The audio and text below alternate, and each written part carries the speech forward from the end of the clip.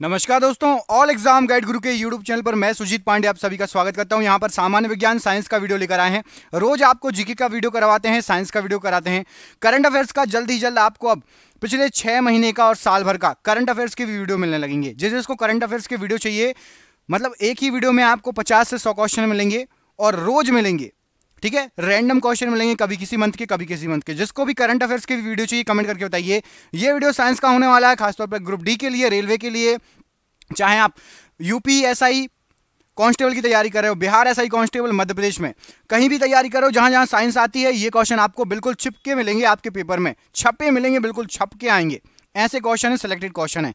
करते हैं वीडियो को स्टार्ट बिना देर किए। पहला क्वेश्चन देखिए, इसमें पूछा गया है किसी प्राणी के शरीर के समस्त भार का अधिकांश भाग कौन सा क्या होता है। तो हमारे शरीर का जो भार होता है उसमें अधिकांश भार होता है हमारे जल का। ऑप्शन नंबर डी जल। प्रश्न के लिए बिल्कुल सही आंसर हो जाएगा। वेरी इंपॉर्टेंट क्वेश्चन है, स्टार लगा लो, आ सकता है। अगला क्वेश्चन देखो, पाचन के रसों में निम्नलिखित में से कौन सा अम्ल पाया जाता है। तो पाचन के रसों में पाया जाता है आपका HCl, मतलब हाइड्रोक्लोरिक अम्ल। ऑप्शन नंबर यहां पर भी हाइड्रोक्लोरिक अम्ल राइट आंसर है। मानव का मस्तिष्क लगभग कितने ग्राम का होता है। तो हमारे शरीर का जो मस्तिष्क होता है लगभग 1350 ग्राम का होता है। तो ऑप्शन नंबर ए में 1350 लिखा है, इसको टिक मार लो, बिल्कुल सही आंसर है ऑप्शन नंबर ए। सर्वग्राही कौन से रुधिर का होता है। तो सर्वग्राही होता है आपका, राइट आंसर हो जाएगा ए बी होता है सर्वग्राही। Option number C A B right answer हो जाएगा प्रश्न के लिए। निम्नलिखित में से किस एक जीव में पसलियों की संख्या सबसे अधिक है। तो सबसे अधिक 24 पसलियां होती हैं यहां पर जो ऑप्शन दिए गए मानव में। ऑप्शन नंबर बी मानव प्रश्न के लिए बिल्कुल सही आंसर हो जाएगा। आयोडीन युक्त हार्मोन है, तो आयोडीन युक्त हार्मोन आपका होता है यहां पर जो ऑप्शन दिए गए हैं थायरोक्सिन हार्मोन। ऑप्शन नंबर यहां पर सी थायरोक्सिन हार्मोन आयोडीन युक्त हार्मोन है। Option number C right answer हो जाएगा। संपूर्ण शरीर के द्रव्यमान का कितने प्रतिशत भाग रक्त की मात्रा होती है। तो हमारे शरीर का जो द्रव्यमान होता है उसमें 7% भाग रक्त का होता है। ऑप्शन नंबर यहां पर भी 7% भाग प्रश्न के लिए बिल्कुल सही आंसर हो जाएगा। रक्त जमने में किस तत्व की मुख्य भूमिका होती है। तो रक्त के जमने में मुख्य भूमिका होती है आपकी कैल्शियम की। ऑप्शन नंबर यहां पर भी CA, ऑप्शन नंबर बी बिल्कुल सही आंसर हो जाएगा प्रश्न के लिए। यदि किसी व्यक्ति की रुधिर वाहिकाओं की त्रिज्या कम हो जाए तो रक्त दाब पर क्या प्रभाव पड़ेगा। त्रिज्या मतलब सिकुड़ जाए रुधिर वाहिकाएं तो रक्त दाब बढ़ जाएगा। तो बढ़ जाएगा मतलब ऑप्शन नंबर ए पर दिया है बढ़ जाएगा, तो ऑप्शन नंबर ए इस प्रश्न के लिए बिल्कुल सही आंसर हो जाएगा। निषेचित अंडाणु के इम्प्लांटेशन के लिए गर्भाशय कौन सा हार्मोन तैयार करता है। तो गर्भाशय के द्वारा एस्ट्रोजन हार्मोन तैयार किया जाता है। Option number C oestrogen hormone प्रश्न के लिए बिल्कुल सही आंसर हो जाएगा। मनुष्य के शरीर में पेशियों की कुल संख्या कितनी होती है। तो मनुष्य के शरीर में पेशियां होती हैं आपकी 639 पेशियां। ऑप्शन नंबर यहां पर सी 639 पेशियां होती हैं मनुष्य के शरीर में। मनुष्य में मेरुदंड से कितनी जोड़ी तंत्रिका निकलती है। तो मनुष्य में मेरुदंड से 31 जोड़ी मतलब 62 तंत्रिका निकलती है, 31 जोड़ी। ऑप्शन नंबर सी 31 जोड़ी प्रश्न के लिए बिल्कुल सही आंसर है। प्रतिवर्ती क्रियाओं का नियंत्रण केंद्र कहां पर है। तो प्रतिवर्ती क्रियाएं जो होती हैं केशिरुक रज्जु, ये उनका नियंत्रण केंद्र है। ऑप्शन नंबर बी केशिरुक रज्जु प्रश्न के लिए बिल्कुल सही आंसर हो जाएगा। वायु एवं जल की क्रिया द्वारा भूमि का हटाव कहलाता है। तो वायु एवं जल की क्रिया द्वारा भूमि का हटाव अपर्दन कहा जाता है इसको। ऑप्शन नंबर ए अपर्दन प्रश्न के लिए बिल्कुल सही आंसर हो जाएगा। अगला क्वेश्चन देखिए, इसमें पूछा गया आपसे हाइड्रोफाइट कहते हैं। तो हाइड्रोफाइट एक जलीय पौधा है। ऑप्शन नंबर ए जलीय पौधे को हाइड्रोफाइट कहा जाता है। ऑप्शन नंबर ए राइट आंसर है। निम्नलिखित में से कौन सा पौधा मरुदभिद है। तो मरुदभिद पौधा यहां पर आपको जो ऑप्शन दिए गए हैं राइट आंसर हो जाएगा आपका करील का पौधा, करील। ऑप्शन नंबर सी पे करील दिया है, ये मरुदभिद पौधा है। Option number C right answer हो जाएगा। सौर ऊर्जा का सबसे बड़ा यौगिकीकरण कौन है। तो सौर ऊर्जा का सबसे बड़ा यौगिकीकरण होता है आपका हरे पौधे। ऑप्शन नंबर बी हरे पौधे प्रश्न के लिए बिल्कुल सही आंसर हो जाएगा। एपीफाइट्स बहुत अधिक विकसित होती है। ऐसे पौधे होते हैं जो अन्य पौधे पर निर्भर करते हैं। एपीफाइट्स किस मदद के लिए। तो यांत्रिक मदद के लिए, मतलब पेड़ पे लपटे होते हैं, बेल तना देखा होगा आपने। ऑप्शन नंबर यहां पर डी प्रश्न के लिए बिल्कुल सही आंसर हो जाएगा। जो पेड़ पर बेलें लपट जाती हैं चारों तरफ, उनको एपीफाइट्स कहा जाता है। रेगिस्तान में पैदा होने वाले पौधे क्या कहलाते हैं। तो रेगिस्तान में जो पौधे पैदा होते हैं उनको कहा जाता है ज़ोरोफाइट्स। ऑप्शन नंबर यहां पर भी प्रश्न के लिए बिल्कुल सही आंसर हो जाएगा। धूल प्रदूषण रोकने के लिए उपयुक्त वृक्ष कौन सा है? तो धूल प्रदूषण रोकने के लिए नीम उपयुक्त वृक्ष है। ऑप्शन नंबर बी नीम प्रश्न के लिए बिल्कुल सही आंसर हो जाएगा।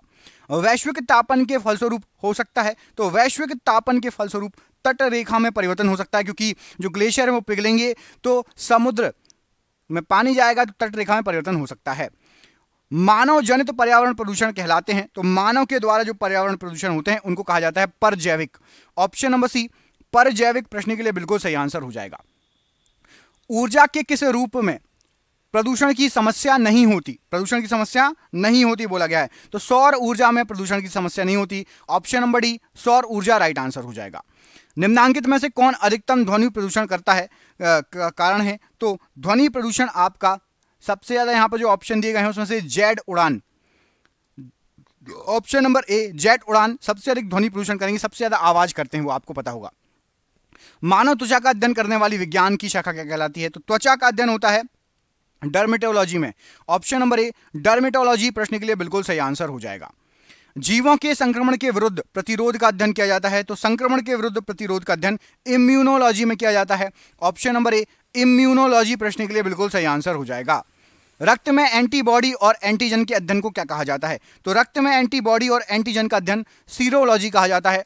ऑप्शन नंबर डी सीरोलॉजी प्रश्न के लिए बिल्कुल सही आंसर हो जाएगा। मछलियों से संबंधित अध्ययन क्या कहलाता है? तो मछलियों से संबंधित अध्ययन इक्तियोलॉजी कहलाएगा। ऑप्शन नंबर सी इक्तियोलॉजी प्रश्न के लिए बिल्कुल सही आंसर हो जाएगा। पारिस्थितिकी विज्ञान इकोलॉजी का संबंध किससे है? तो इकोलॉजी जो है ये आपका राइट आंसर हो जाएगा शरीर संरचना और वातावरण दोनों को मिलाकर शरीर संरचना और आपका जो वातावरण होता है इकोलॉजी कहलाता है। आधुनिक एंटीसेप्टिक सर्जरी का जनक कौन है? तो आधुनिक एंटीसेप्टिक सर्जरी का जनक है आपके लिस्टर। ऑप्शन नंबर यहां पर ए लिस्टर प्रश्न के लिए बिल्कुल सही आंसर हो जाएगा। किसके द्वारा अनुवांशिकता के विज्ञान को अनुवांशिकी कहा गया है? तो अनुवांशिकता के विज्ञान को अनुवांशिकी ये वॉटसन के द्वारा कहा गया है। ऑप्शन नंबर बी वॉटसन प्रश्न के लिए बिल्कुल सही आंसर हो जाएगा। रक्त समूह का आविष्कारक कौन है? तो रक्त समूह के आविष्कारक के रूप में जाने जाते हैं land Steiner. Option number a land Steiner प्रश्न के लिए रक्त समूह के लिए बिल्कुल राइट आंसर है। हृदय का पहला प्रतिस्थापन किसके द्वारा किया गया था? तो हृदय का सबसे पहला प्रतिस्थापन किया गया था डॉक्टर क्रिश्चियन बर्नार्ड के द्वारा। यहां पर option number A option number C माफ कीजिएगा doctor Christian Barnard right answer है। विकास का सिद्धांत किसके द्वारा प्रतिपादित किया गया था? तो विकास के सिद्धांत के लिए जाने जाते हैं Darwin. Option number B Darwin ji को जाना जाता है। ऑप्शन नंबर बी यहां पर राइट आंसर हो जाएगा। हिस्टोलॉजी शब्द का सर्वप्रथम प्रयोग किसने किया था? तो हिस्टोलॉजी शब्द का सबसे पहला प्रयोग किया गया था मेयर के द्वारा। ऑप्शन नंबर डी मेयर के द्वारा हिस्टोलॉजी शब्द का सबसे पहले प्रयोग किया गया था। निम्नलिखित में से कौन सा ऊतक घाव भरने में सहायक होता है? तो घाव भरने में सहायक ऊतक आप देखेंगे यहां पर आपको जो ऑप्शन दिए गए हैं उसमें सही आंसर हो जाएगा आपका एपिथीलियमी ऊतक। ऑप्शन नंबर बी एपिथीलियमी ऊतक घाव भरने में सहायक होता है। निम्न में से कौन एक शरीर को गर्म करने हेतु उत्तरदायी होता है? तो शरीर को गर्म करने हेतु उत्तरदायी आपका हो जाएगा वशामय ऊतक। ऑप्शन नंबर ए वशामय ऊतक शरीर को गर्म करने हेतु उत्तरदायी है। संवेदना का चालन शरीर के एक भाग से दूसरे भाग में किसके द्वारा होता है? तो जो संवेदना होती है वो तंत्रिका ऊतक का काम है। तंत्रिका ऊतक ऑप्शन नंबर यहां पर डी प्रश्न के लिए बिल्कुल सही आंसर हो जाएगा। ऊंट का कुबड़ किस ऊतक का बना होता है? तो ऊंट का जो कुबड़ होता है यह बना होता है वशामय ऊतक का। ऑप्शन नंबर ए वशामय ऊतक का बना होता है ऊंट का कुबड़। मास्ट कोशिकाएं पाई जाती हैं, तो जो मास्ट कोशिकाएं होती हैं ये आपकी संयोजी ऊतक में पाई जाती हैं। तो संयोजी ऊतक मतलब ऑप्शन नंबर सी यहां पर राइट आंसर हो जाएगा मास्ट कोशिकाएं के लिए। फेफड़ों को ढकने वाला आवरण क्या कहलाता है? तो फेफड़ों को ढकने वाला आवरण इसको कहा जाता है pleura. Option number D pleura फेफड़ों को ढकने वाला आवरण कहलाता है। किसी जीवित देह के भीतर कोशिका या ऊतक की मृत्यु को क्या कहा जाता है? तो जीवित देह के भीतर कोशिका या ऊतक की मृत्यु को नेफ्रोसिस कहा जाता है। ऑप्शन नंबर सी नेफ्रोसिस प्रश्न के लिए राइट आंसर है। किस कारण एक माता पिता की सभी संतानें एक समान नहीं होती? तो माता पिता की सभी संतानें एक समान नहीं होती, आप कमेंट करके बताइए। इस प्रश्न का आंसर देखते हैं आप में से किस किस को पता है कि एक समान। चलिए अच्छा मैं बता ही देता हूं। देखिए अनुवांशिक, क्योंकि इसका जो है थोड़ा ऑप्शन जो है सी सही आंसर हो जाएगा। दोनों है इसलिए मैं बता रहा हूं, नहीं तो हो सकता है आप एक याद कर लो। अनुवांशिकता विभिन्नता और वातावरण विभिन्नता इन दोनों का बराबर योगदान रहता है। तो यहां पर ऑप्शन नंबर सी उपरोक्त दोनों प्रश्न के लिए बिल्कुल सही आंसर हो जाएगा। लड़का पैदा होगा जब, तो लड़का पैदा होगा जब बच्चे में एक्स वाई गुणसूत्र आएंगे। ऑप्शन नंबर सी बच्चे में जब एक्स वाई गुणसूत्र आएंगे तो लड़का पैदा होगा। निम्नलिखित में से कौन एक लिंग संलग्न रोग है? तो लिंग संलग्न रोग आपका वर्णांधता हो जाएगा। ऑप्शन नंबर सी वर्णांधता प्रश्न के लिए बिल्कुल सही आंसर हो जाएगा। एक वाद पुरुष एक सामान्य महिला से विवाह जो है करता है तो वर्णांधता के लक्षण उत्पन्न होंगे किसमें? एक अंधा आंख से जो देख नहीं सकता ऐसा पुरुष हो, वो महिला से शादी करता है, उसके बच्चे होंगे, तो किसमें जो है वर्णांधता की संभावना रहेगी? तो वर्णांधता की संभावना पुत्रियों के पुत्रों में। ऑप्शन नंबर यहां पर बी पुत्रियों के पुत्रों में प्रश्न के लिए बिल्कुल सही आंसर हो जाएगा। जैव विकास को सर्वप्रथम किसने समझाया? तो जैव विकास को सबसे पहले समझाया गया था लेमार्क के द्वारा। ऑप्शन नंबर यहां पर भी लेमार्क के द्वारा जैव विकास को सबसे पहले समझाया गया था। उत्परिवर्तन का सिद्धांत प्रतिपादित किया था किसने? तो उत्परिवर्तन के लिए जाने जाते हैं de Vries, Hugo de Vries या de Vries. Option number B यहां पर राइट आंसर हो जाएगा। मलेरिया परजीवी तथा अमीबा को किस श्रेणी में रखा जाता है? तो मलेरिया परजीवी और अमीबा इनको रखा जाता है प्रोटोजोआ श्रेणी में। तो ऑप्शन नंबर ए प्रोटोजोआ श्रेणी प्रश्न के लिए राइट आंसर है। चप्पल की आकृति का जंतु क्या है? तो चप्पल की आकृति का जंतु आपका पैरामीशियम होता है। ऑप्शन नंबर ए पैरामीशियम ये चप्पल की आकृति का जंतु होता है। काला जार उत्पन्न करने वाला प्रोटोजोआ कौन सा है? तो काला जार उत्पन्न करने वाला प्रोटोजोआ है आपका लिशमेनिया। यहां पर ऑप्शन नंबर डी लिशमेनिया प्रश्न के लिए राइट आंसर है। कीटों में कितने जोड़ी टांगे होती हैं? तो जो कीट होते हैं उसमें 3 जोड़ी टांगे होती हैं, मतलब 6 टांगे होती हैं कीटों में। जिसकी 6 टांगे होंगी, जिसकी 6 टांगे नहीं वो कीट नहीं है, याद रखिएगा। मकड़ी की कितनी टांगे होती है? कमेंट करके बताइए, मकड़ी कीट है या नहीं? मकड़ी की कितनी टांगे होती हैं? कमेंट करके बताइए, क्वेश्चन एग्जाम में आया हुआ है। बिच्छू का विष कहां पर होता है? तो बिच्छू का जो विष होता है वो उसके डंक में होता है। ऑप्शन नंबर बी यहां पर प्रश्न के लिए बिच्छू का विष उसके डंक में होता है, प्रश्न के लिए बिल्कुल सही आंसर हो जाएगा। निद्रा रोग फैलाती हैं इनमें से कौन? तो जो निद्रा रोग होता है ये सीसी मक्खी फैलाती है। ऑप्शन नंबर यहां पर ए सीसी मक्खी ये निद्रा रोग फैलाती है, राइट आंसर हो जाएगा।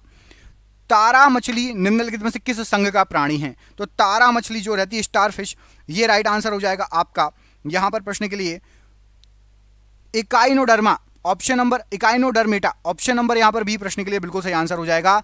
सिल्वर फिश माफ कीजिए स्टारफिश के लिए तारा मछली के लिए ऑप्शन नंबर बी। निम्न में से कौन मानव मात्र के लिए उपयोगी नहीं है?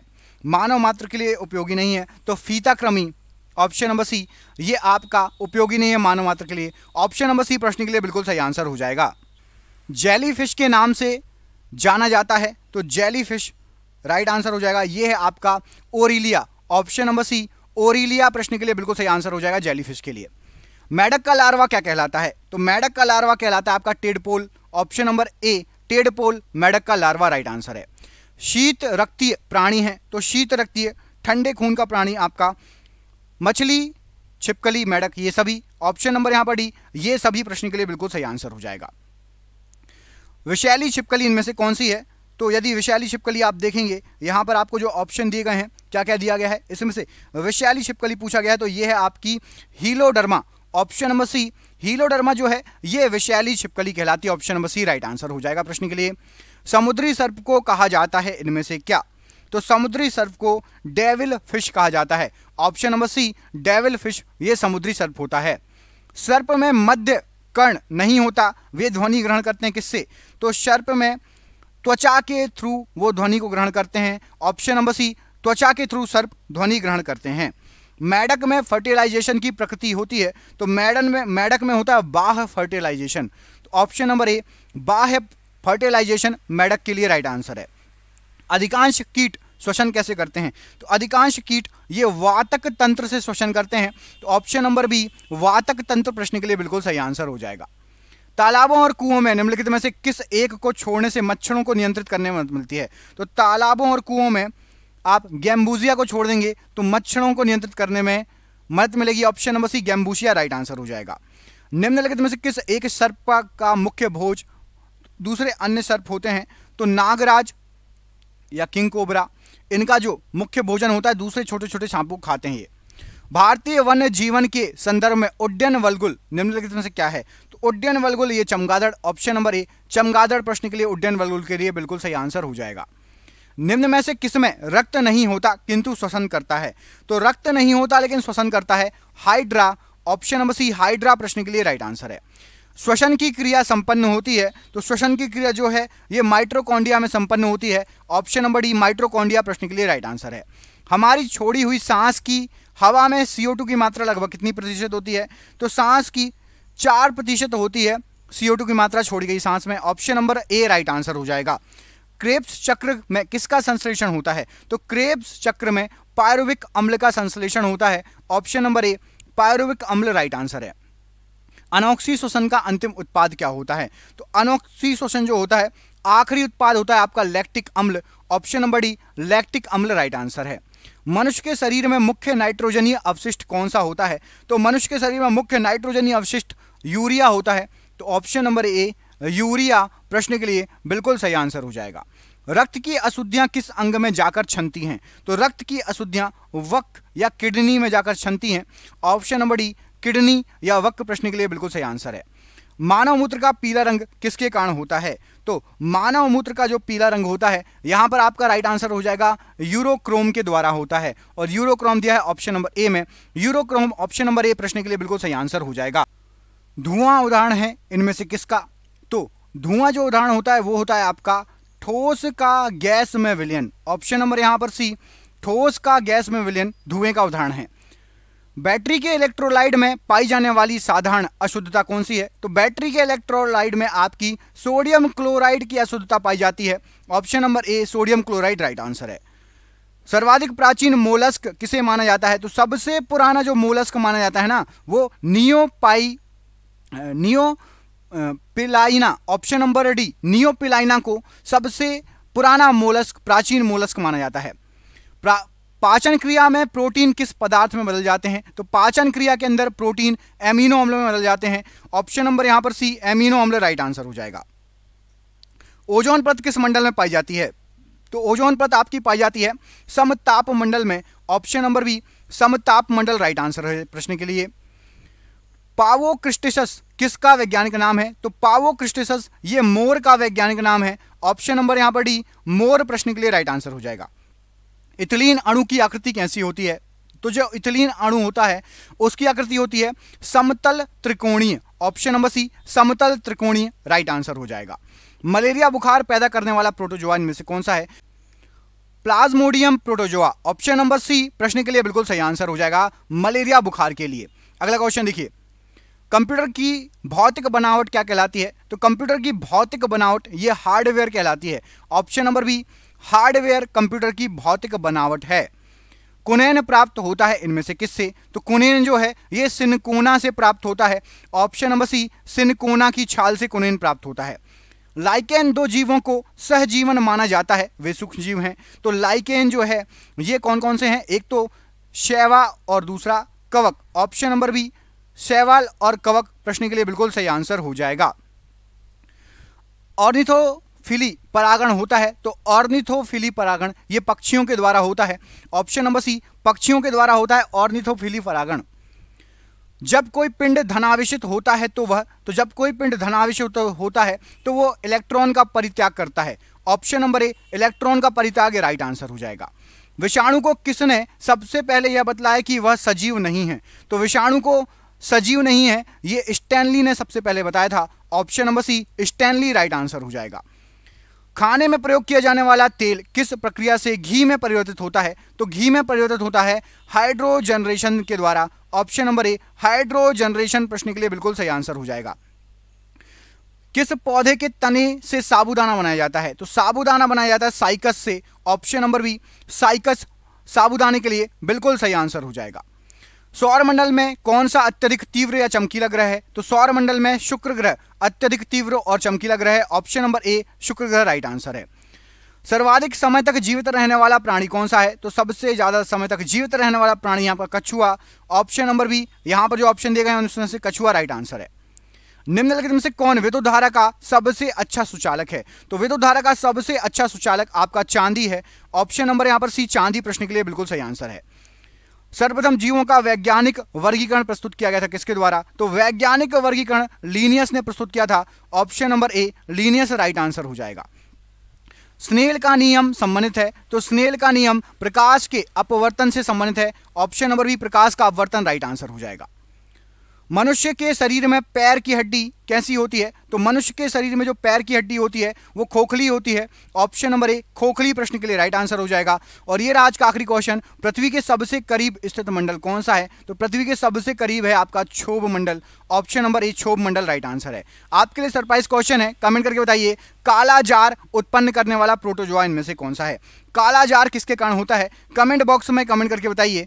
हम मिलेंगे आपसे अगले वीडियो में। यदि आपको साइंस के और वीडियो देखने हैं हमारे चैनल पर जाइए, 100 क्वेश्चन के बहुत सारे वीडियो हैं, आपके 5-6 हज़ार क्वेश्चन तो ऐसे ही हो जाएंगे यदि आप पुराने साइंस के वीडियो देख लोगे तो। और कम समय में ज़्यादा क्वेश्चन हम कराते हैं, तो प्लीज़ वीडियो को शेयर कीजिए। चैनल पर पहली बार आए हैं, आगे के वीडियो यदि आपको चाहिए तो नोटिफिकेशन ऑन कर लेना, सब्सक्राइब कर लेना चैनल को। बहुत बहुत धन्यवाद, आपका दिन शुभ हो। बहुत बहुत धन्यवाद।